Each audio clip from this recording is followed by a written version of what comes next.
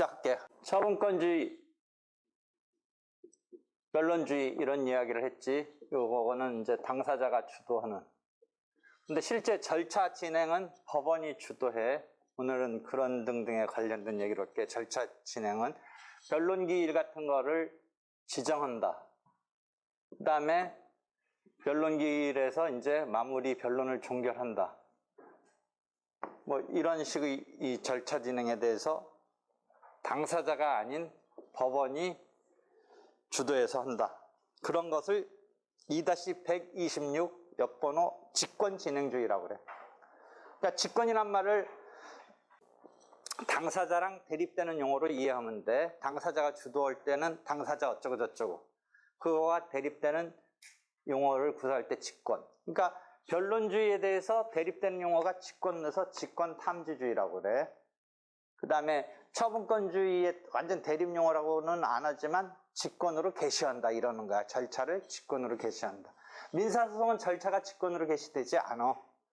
어떤 경우에도 당사자가 신청, 소장을 내는 거지 법원이 직권으로 하는 건 없어. 그렇지만 다른 절차적 비소송이라고 소송이 아닌 영역 가면 당사자가 신청하는 경우에 의해서 어떤 절차가 열리기도 하지만 그 주체 법원이 직권으로 이렇게 열기도 해.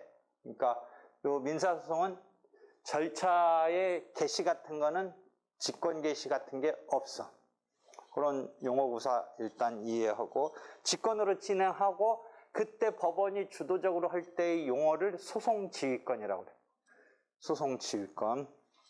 그러니까 소송지휘를 한다는 것은 법원이 주도니까 당사자가 못마땅하면 주도가 법원이니까 당사자가 못마땅하면 거기에 대해서 법원이 뭔가 들어줄 의무가 있느냐 없느냐 이런 논란이 있을 수는 있어.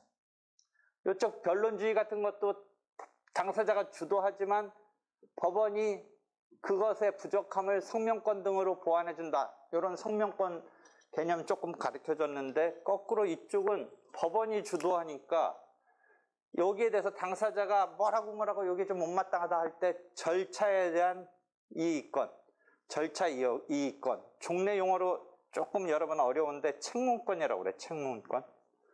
이런 개념이 있어. 절차 이의권. 그러니까 절차 진행에 대해서 뭔가 따지는 거야. 그것이 소송지휘권에 대해서 2-121 다음에 2-135에 당사자의 소송 절차에 관한 이의권 이런 개념이 있네. 151조에서 종래는 책문권이라고 불렀다. 이렇게 나오네. 그러면 2-136 요거를 선택형 문제에서 많이 나와. 2-136 내가 도표로 그려놓은 그것만 이해하면 선택적 지문을 풀 수 있어. 절차에 관한 이 소송법규에서 어떤 게 있냐면 효력 규정이라는 거와 대비되는 훈시 규정이 있어. 훈시라는 말을 일반 사람들은 조금 어려운 용어인데 훈시는 그거에 가급적 자기가 내부적으로 자기네끼리 이렇게 해서 준칙으로 만들어 놓은 정도지 그것을 지키지 않았다고 해서 뭔가 문제가 있고 이런 거 형식적인 문제는 있지만 그게 자기네들끼리의 얘기지. 즉 법원의 절차 진행에 관한 거지 당사자가 그거 갖고 문제 삼을 수는 없는 것을 훈시 규정이라고 그래. 훈시.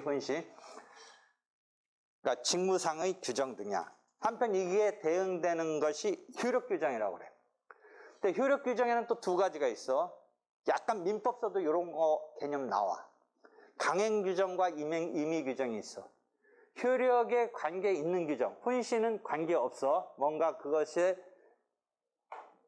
지키지 않은 게 있어도 문제 안 되는 게 훈시 규정이고 효력에 문제 있는 걸 효력 규정이라고 하는데 효력 규정 속에 아무리 당사자가 뭔가 좀 찝찝하지만 냅둬도 효력에 관계 있으면 그게 강행 규정이야. 그건 안 지켰으면 당사자의 의사에 관계없이 잘못인 거야.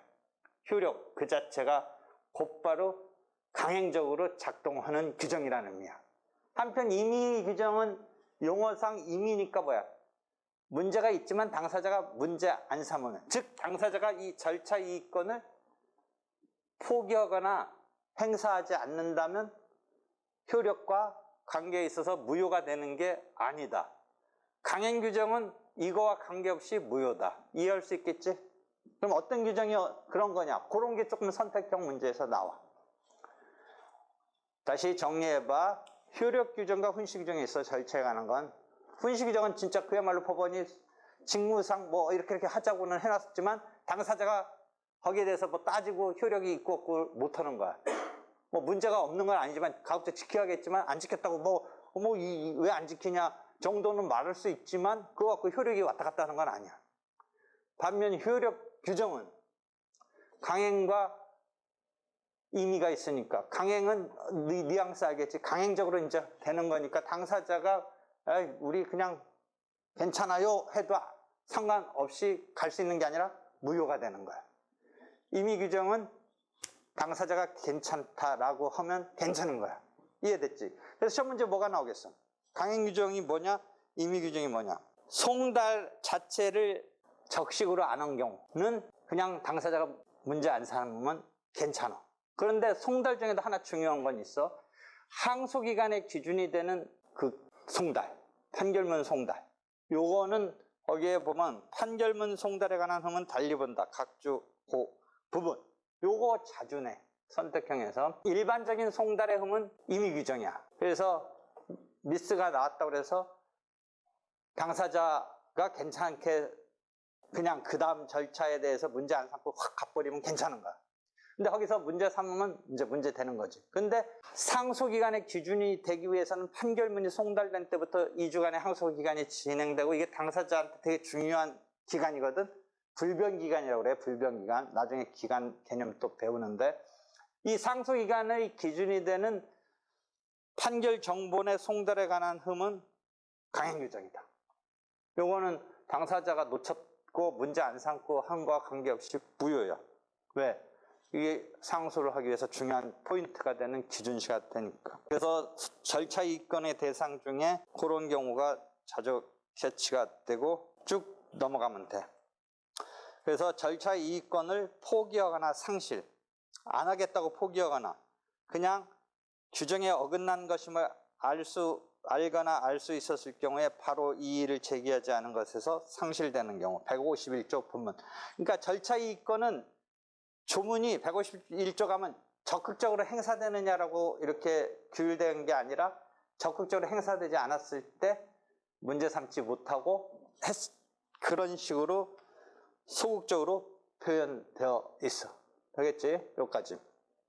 절차 이의권까지만 설명했어. 여기까지 질문 있으면 해봐. 딱 핵심이 요거야. 지금 페이지는 3페이지 정도 있는데.